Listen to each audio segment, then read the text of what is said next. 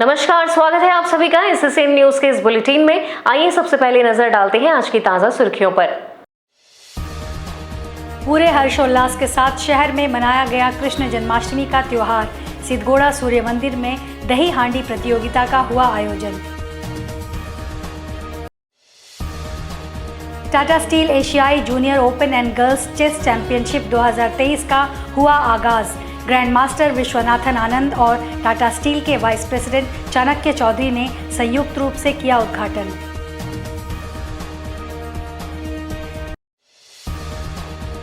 कपाली डोबो नदी घाट पर एक युवक डूबा। कड़ी मशक्कत के बाद गोताखोरों की मदद से युवक का शव बरामद।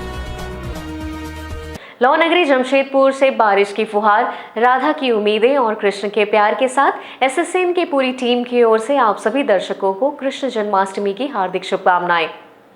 जमशेदपुर के मंदिरों में कृष्ण जन्माष्टमी हर्ष उल्लास के साथ धूमधाम से मनाई गई। प्रत्येक वर्ष की भांति इस वर्ष भी शहर के सभी मंदिरों में भगवान श्री कृष्ण के जन्मदिन की भव्य सजावट की गई। इस अवसर पर मंदिरों में बच्चों में श्री कृष्ण का रूप देखने को मिला। भव्य झांकियां आकर्षक का केंद्र बनी रही। मान्यता अनुसार श्री कृष्ण का जन्म रोहिणी नक्षत्र में हुआ था। जब जब असुरों के अत्याचार बढ़े व धर्म का पतन हुआ, तब तब भगवान ने पृथ्वी पर अवतार लेकर सत्य और धर्म की स्थापना की। इसी कड़ी में भाद्रपद माह के कृष्ण पक्ष की अष्टमी मध्य रात्रि में अत्याचारी कंस का विनाश करने के लिए मथुरा में भगवान कृष्ण ने अवतार लिया। नाम है राधा गोविंद मंदिर, गोड़िया मठ, और ठाकुर जी का आज हम लोग जन्मोत्सव मना रहे हैं। और ये उत्सव 12 बजे से हमारा शुरू होगा और ठाकुर जी का अर्चन होगा। उसके बाद फिर ठाकुर जी का अभिषेक करेंगे। अभिषेक के बाद अर्चन होगा। अर्चन के बाद प्रसाद, सारा भक्त को प्रसाद वितरण किया जाएगा। कहाँ? यहाँ बंगाल से लेके आपका वृंदावन से लेके सारी जगह से लोग यहाँ पे आते हैं। दिन में रहता है 5 दिन। 2 दिन नगर कीर्तन होता है, परिक्रमा होता है ठाकुर जी का, और उसके बाद आज ठाकुर जी का जन्मोत्सव मनाया जाएगा।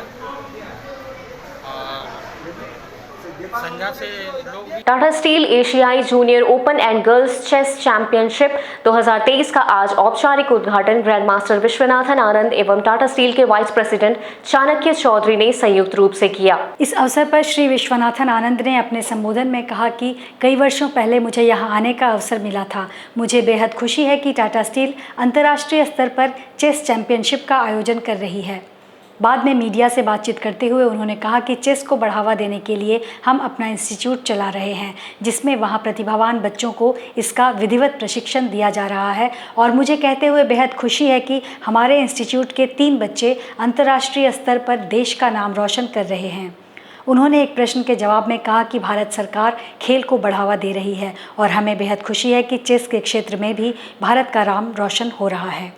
उन्होंने कहा कि 19वीं एशियाई चेस चैंपियनशिप में भारत के खिताब जीतने की 100% उम्मीद है। चीन में होने वाले एशियाड में पहली बार चेस को शामिल किया गया है। यह बहुत बड़ी बात है। हमारे पास एशिया में अपनी बादशाहत कायम करने का मौका है। उन्होंने एक प्रश्न के जवाब में कहा कि तब मुझे बेहद खुशी होती है जब कोई अपने गुरु को पीछे छोड़ता है। गौरतलब है कि हाल ही में डी गुकेश ने ELO रेटिंग में मुझे पीछे छोड़ा। Okay, I understand your question, but it's also tradition. Tamil Nadu always had a tradition where a lot of people were playing chess. It was more popular. We started with that lead, and I think the lead continues. But we see that other parts of the country are catching up. The gap is closing a little bit. But it's true that even in the south, it's not all states. So there was this tradition starting from Manuel Aaron, and then the first 4 international masters were from Tamil Nadu, everything. So just like in other countries, once a tradition starts, that strength stays for a long time. I think the fact that they support so much activity itself is good. I mean, every time you have a big competition, people come and play. Youngsters can see others play. Then they're inspired to try on their own. So you get that. What is an extra benefit is that when you get the desire to play, and you're from Jamshedpur or maybe the surroundings, there's a fantastic academy here where you can learn. So that already improves your chances much more. I think in general, one day we will see some breakthrough. and then it will have been due to all the infrastructure that was put in place here, primarily by Tata. कपाली के डोबो नदी घाट पर आदित्यपुर हरिओम नगर निवासी 26 वर्षीय प्रसन्नजीत कुमार नामक युवक डूब गया। वहीं गोताखोर की मदद से उसे खोजने का प्रयास किया जा रहा है। बताया जा रहा है कि कल शाम 6 बजे प्रसन्नजीत अपने दोस्तों के साथ नहाने आया था। नहाने के क्रम में प्रसन्नजीत नदी में डूब गया। कल देर शाम से ही कपाली पुलिस ने स्थानीय गोताखोरों की मदद से खोजबीन किया। श्री कृष्ण जन्माष्टमी के उपलक्ष्य पर यदुवंशी समाज के द्वारा भव्य शोभा यात्रा निकाली गई।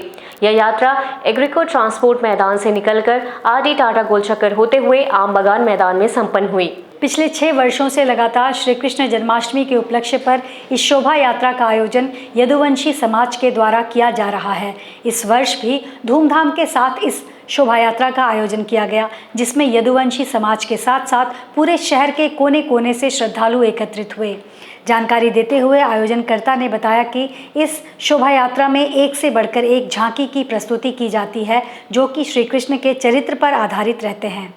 उन्होंने कहा कि वर्तमान समय में युवाओं को भगवान श्री कृष्ण के बताए मार्ग पर चलने की ज़रूरत है। जिस तरह से भगवान श्री कृष्ण ने बिना हथियार उठाए महाभारत जैसे युद्ध को जीता, उसी प्रकार से आज के युवाओं को नशे से दूर रहने की ज़रूरत है, आध्यात्म में समय बिताने की ज़रूरत है। यदुवंशी समाज कृष्ण जन्माष्टमी के अवसर पर कृष्ण जन्मोत्सव यात्रा निकाला गया जमशेदपुर के यदुवंशी समाज की ओर से। ये यात्रा पिछला 6 साल से हम लोग जमशेदपुर में निकाल रहे हैं, 2018 के बाद से, और दिन प्रतिदिन हर वर्ष हम लोग देखते हैं कि इसमें श्रद्धालुओं की संख्या बढ़ती जा रही है। जैसा कि आप लोगों ने देखा कि इस बार श्रद्धालुओं के साथ साथ महिलाओं की संख्या यदुवंशी समाज की एवं ऑल समाज की और भी महिलाएं थी, सर्व समाज की महिलाएं और बहुत सारे जो श्रद्धालु हमारे साथ हैं इस बार। और हर वर्ष हम इसी तरह से कोशिश करेंगे कि जमशेदपुर के लोगों को झांकी के साथ साथ और भी तरह तरह के कार्यक्रम और कृष्ण मंचन का आयोजन कर जमशेदपुर के लोगों को हम लोग यात्रा के साथ साथ जमशेदपुर के लोगों का हम जमशेदपुर के एग्रीको ट्रांसपोर्ट मैदान से निकलकर आरडी टाटा गोलचक्कर होते हुए आम बागान मैदान में यहाँ पर आरती एवं भोग वितरण करके समाप्त होंगे। Singhbhum chamber of commerce and industry का चुनाव इसी महीने से होने जा रहा है, जिसकी सुगबुगाहट व्यापारियों में देखी जा सकती है। इसी को लेकर पत्रकारों से बातचीत करते हुए वर्तमान अध्यक्ष विजय आनंद मुनका ने बताया कि हर 2 वर्ष के बाद होने वाले चुनाव इसी महीने होंगे, जिसकी तैयारी वे कर रहे हैं। उनका मानना है कि उनके द्वारा किए गए कार्य के आधार पर तमाम मेंबर उन्हें फिर से 2 वर्ष के लिए अध्यक्ष पद के लिए चुनेंगे। वहीं पूर्व अध्यक्ष के भी इस चुनाव समर में कूदने की तैयारी करने के सवाल पर विजय आनंद मुनका ने कहा कि वे उनके गुरु के समान हैं। उन्हें विश्वास है कि इस बार भी वे मेरा हाथ पकड़कर और 2 साल चलेंगे। Singhbhum chamber of commerce and industry companies act के अंतर्गत पंजीकृत है और उसके अनुसार हर 2 वर्ष में सितंबर महीना में चुनाव होता है। उसी के अंतर्गत 2023 में भी चुनाव होने वाला है। जैसा आप लोग सुने हैं वैसा मेरे को भी सुन रहे हैं, परंतु चैम्बर की ये परंपरा रही है कि कोई भी पूर्व अध्यक्ष दोबारा चैम्बर अध्यक्ष के लिए अपना नाम दाखिला नहीं करते हैं, और पूर्व में भी 2 पूर्व अध्यक्षों ने 4-4 साल का टर्म किया है। तो मुझे भी उम्मीद है कि मुझे भी 4 साल का टर्म करने का मौका मिलेगा।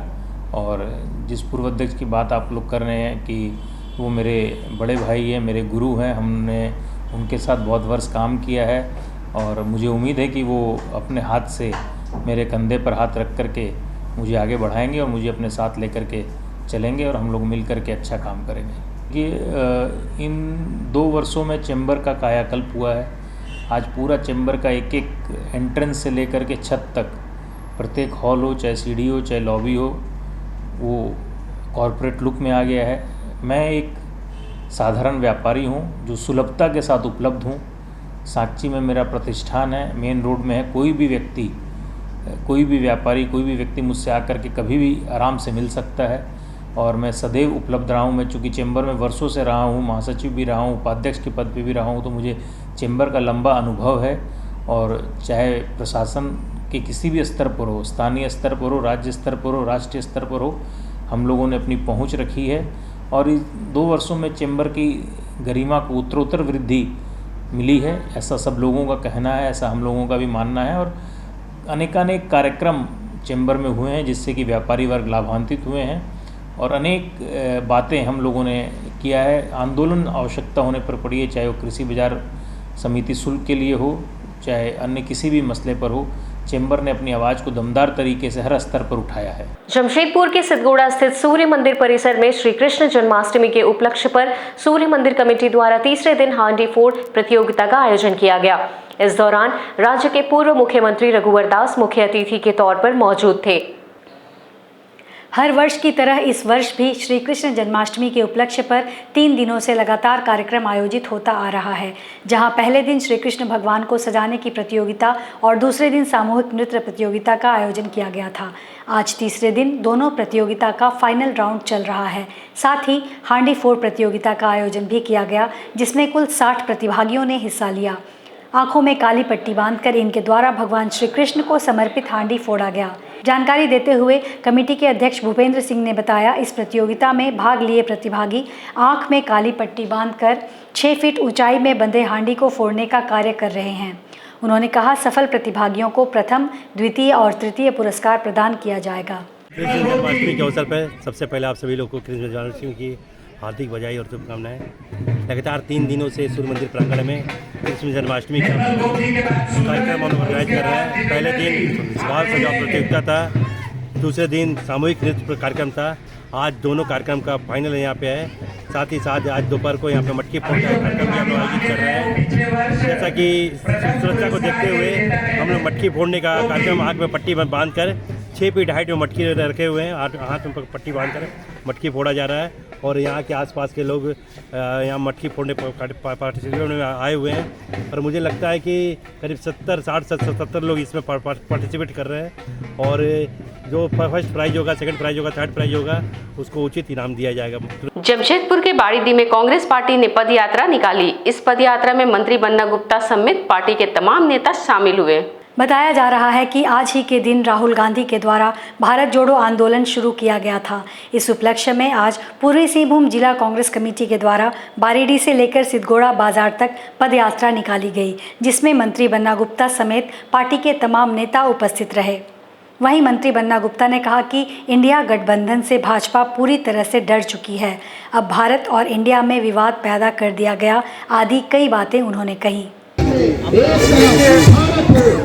ये हमारा राष्ट्रव्यापी कार्यक्रम है और आदरणीय राहुल गांधी जी के नेतृत्व में पूरे देश में लहर पैदा कर रही है, जो मुसलमान सिख ईसाई के बीच में विभेद पैदा करके अपने स्वार्थ की राजनीति कर इस देश में जो गंगा जमुनी तहजीब है, जो देश का ताना बना है, उसको तोड़ने का जो प्रयास हो रहा है, इसी के विरोध में आदरणीय राहुल गांधी जी के नेतृत्व में पदयात्रा की गई, जो मैं समझता हूँ कि ये दुनिया में अनूठी पदयात्रा है। और उसी की कड़ी में हमारे प्रभारी मंजीत भाई, हमारे जिला अध्यक्ष हमारे आनंद बिहारी दुबे जी, हमारे नगर अध्यक्ष, सरकारी नगर अध्यक्ष धर्मेंद्र सोनकर और हमारी बहन जिला के अध्यक्ष नंदी जी, इन लोगों के नेतृत्व में ये कार्यक्रम हो रहा है। और हम लोग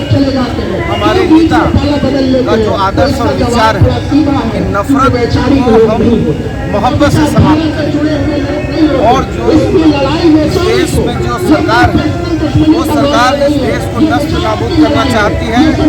जितनी भी हमारी पूरी संस्थाओं को बेच देना चाहती है और एक दूसरे में वैमनस्य पैदा करती है। इसी के विरोध में एक अच्छा माहौल बने, इसके लिए हम लोग लगे। आज के इस बुलेटिन में बस इतना ही। हम जल्द हाजिर होंगे कुछ और नई खबरों के साथ। तब तक के लिए SSN न्यूज़ की पूरी टीम की ओर से मुझे दीजिए इजाजत। नमस्कार।